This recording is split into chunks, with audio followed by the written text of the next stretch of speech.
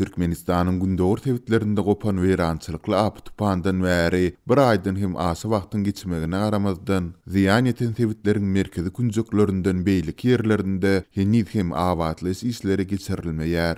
Meclisiň başlygy Lewaba tapar edip resmiýetiň ilaty ýeterlik siýasy sowudy öwretmeýändigine aýdyp nägile boldy. Harasatdan soň direksiz eten adamlaryň ençemesiniň ykbaly hem näbelli bolmagynda galýar. Geçen hepdäniň ayagynda daşary ýurtlarda şol sandy BMG'niň New Yorkdaky baş edarasynyň öňünde Türkmen hökümetiniň harasatdan ijir çeken ilata ýardym etmeýändigine nägilelik bildirilip, Prezident Gurbanuly Berdimuhammedowyň hem wezipesinden çekilmegine çağırış edilip, ençime protest çäresi geçirildi. 27 aprelde Türkmenistanyň Lewap we Mary welaýatlarynda gopan weýrançylykly harasatdan bäri bir aýdan hem asy wagtyň geçendigine garamazdan ziýan ýeten sewitleriň aglabasynda hem awatly işleri geçirilmeýär. Bu günler Marynyň diňe etaty şol sanda mahtumly kimine köçeleriniň ugrundaky sewitlerinde arasaçylyk awatly işleri geçirilýär.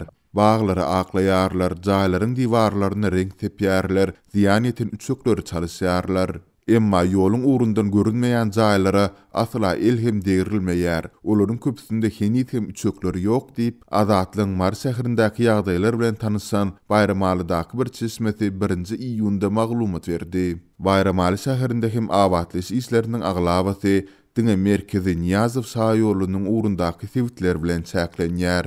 Niyazow şaýoly şäheriň esasy protokol köçesi bolany üçin häzir onuň harasatyň netijesinde zeper eten ýerlerine täze asfalt ýazylýar we töweregindäki jaýlaryň daşky durky awatlanýar. Bayramalynyň beýleki şol sanda halkyň esasy gatnaýan Margus, Nurany köçelerine, jaýlaryna asla üns berilmeýär diýip Azatlyň çeşmesi gurrun berdi. Bu ağırlıkta Lewap welaýatynyň ençeme sewitinde hem harasatyň döreden weýrançylyklaryny aradan aýyrmak işleriniň juda çäkli girimde alınıp barylýandygy bellinilýär. Häkimetlerden hem degirli kömek ýok. Käbir sewitlerde harasatdan soňky 2 hepdäniň dowamynda ilat sözüň dolu manysynda aşlygy uçrady. Adamlar jaýlaryny öz hasaplaryna galdyrmaly boldular. Köp jaýlarda hem üçek ýok diýip Azatlyň Lewapda habarçylarynyň biri sewitdäki soňky ýagdaýlary gurrun berdi. Şol bir wagtda Lewapda güýçli apytpandan soň direksiz iten ençeme adamyň ykbalynyň häzir hem belli däldigini ykdalýar.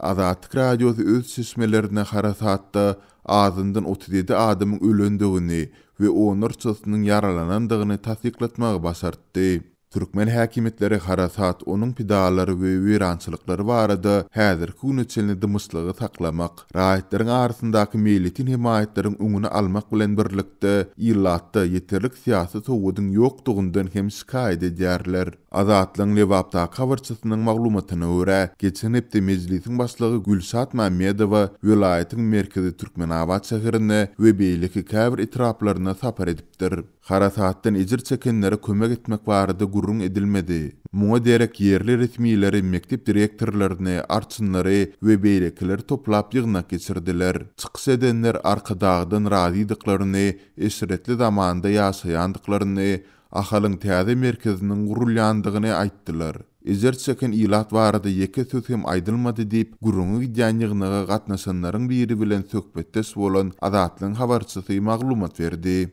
Meclisiň başlygy Mammedowa yerli resmiýetleriň we güýç edaralaryň ilata onuň öz sözü bilen aýdylanda siýasy sowutlygy ýeterlik öwretmeýändiklerine hem nägile bolupdyr. Mammedowanyň anyk nämäni gözüňde tutandygyny Lewabyň degişli edaralaryna we Türkmen parlamentine jaň edip anyklamak başartmady. Bu ağırlıkta geçen hepdäniň soňunda daşary ýurtlarda Türkmenistanyň hökümetine garşy ençime protest çäresi geçirilip, olaryň dowamynda ýurtdaky giň aýran korrupsiýa, adam hukuklarynyň bozulmagy bilen birlikde Türkmen häkimetleriniň harasatyny ejir çeken ilata ýardym etmeýändigine hem üns çekildi.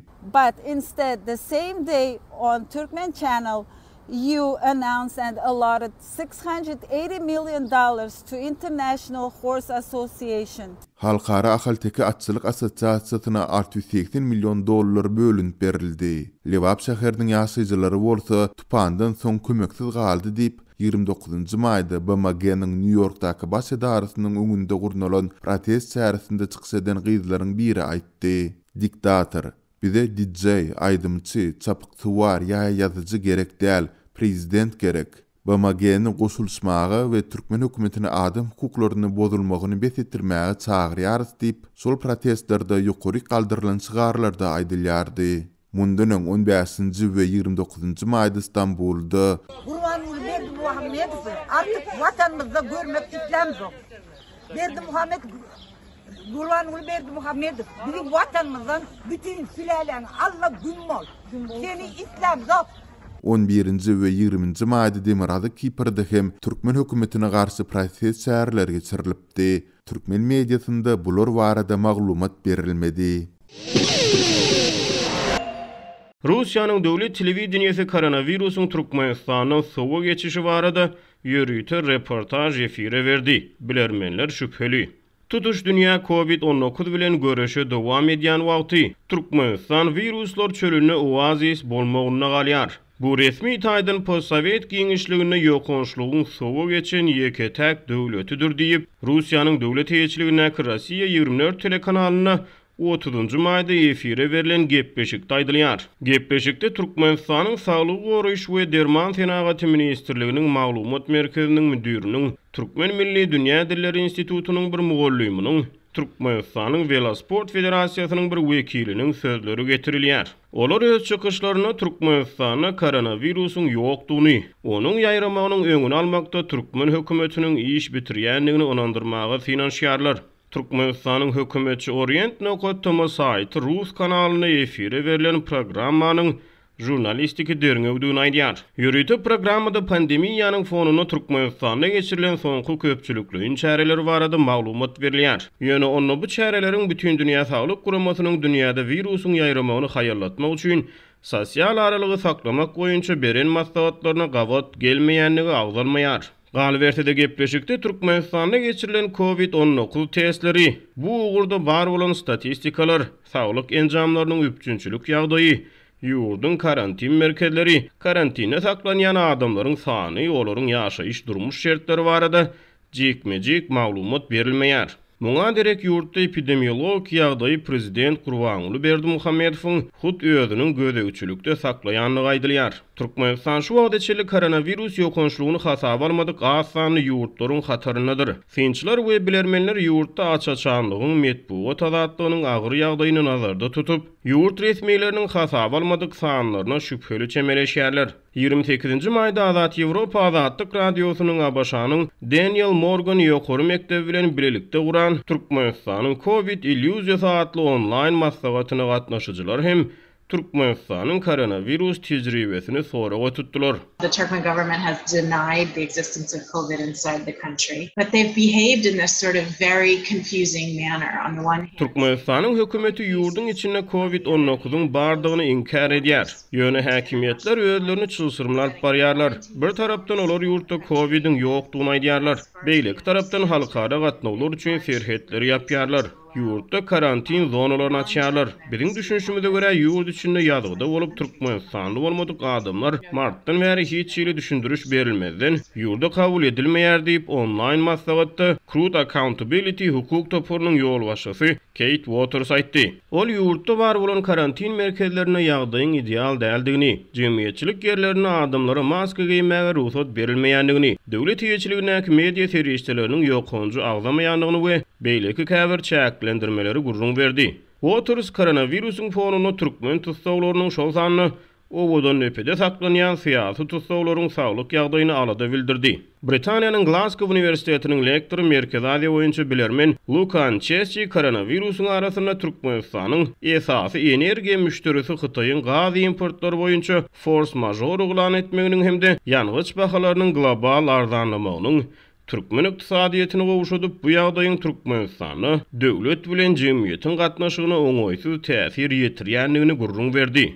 Koronavirus ýokunçyny resmi taýdan hasaba almadyk Türkmenistanda 4 ýyl ogly wagt bäri ykdysady kynçylyklar dowam edýärdi. Pandemiýanyň fonuny fevral aýyna döwlet serhetleriniň ýapylmagy bilen soňky 3 aý töweri wagt bäri ýurtda hususan azyk üçünçiliginiň ýagdaýy hassa ýitileşdi. 31-nji maýda Hytaýyň Xinhua habar agentligi Iranyň Aşgabatdaky ilçisine salgylanyp Türkmenistan bilen Iranyň arasyndaky gara we demir ýol serhet geçirgeleriniň 10-njy ýylyndan başlap açylýanlygyny habar berdi. Mundan ozal taraplar Türkmen-İran serhedini 1-nji ýylyny açmagy meýilleşdiripdi. Türkmenistan amal aşyrylýan halkara uçur gatnawlary hem çäkli bolmagyny galýar. Aviasiýa merkezi neşriniň 1-nji ýylyny habar bermegine görä Türk hawa ýollary Türkmenistana, Gazagystana we Gyrgyzstana amal aşyrýan uçur gatnawlaryny iýun we iýul aýlaryna täzeden dikeltmegi meýilleşdirýär. Ýöne anyk seni aýdylmaýar.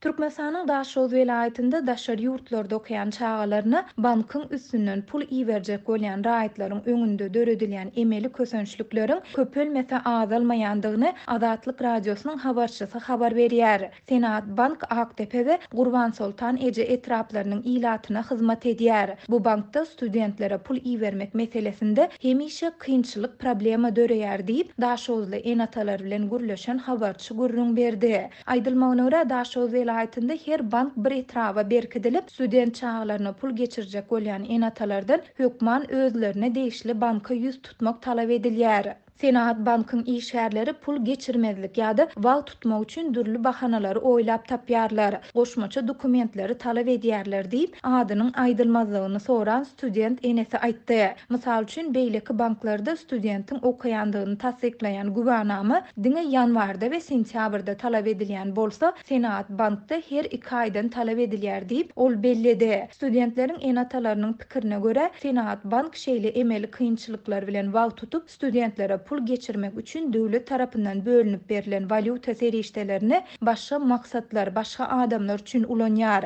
Bankda bu hyzmatyň öz bahasy bar. Şu ýagdaýlar bilen baglykda Senat Bankyň işgärleriniň günäsi bilen orsetde galan türkmen studentleriniň köpüsi tomuska dynjalyş wagtynda karantin döwründe zerur bolan serişdeleri alyp bilmeýär diýip enatalar aýdýarlar. Enatalaryň sözlerine görä bankda her gün diýenýaly galmaly turýar. Emma bankyň ýolbaşçylary bilen gürleşip bolmaýar, olar adamlardan gaçýarlar. Adatlyň habarçysy dolar geçirmek bilen baglykda şeýle wagt tutmak oýunlarynyň Türkmenbaşy bankynda hem bardygyny habar berýär. Adatlyň habarçysy bilen gürleşen ýaşaýjylar öz çağlaryna pul geçirip bilmendiklerini, muňa bankdaky wagt oýunlarynyň sebäp bolandygyny aýtdylar. Aýdylmagyna görä pul geçirilen ýagdaýlarynda hem 2 aýda $200, ýagny aýyna $100 geçirmäge ruhsat edilýär. Bu ören az we käbir halatlarda studentleriň daşary ýurtda eklenç üçin bekanun işlere ýüzürmegine sebäp bolýar. Banklardaky hapa oýunlar biziň çağalarymyzy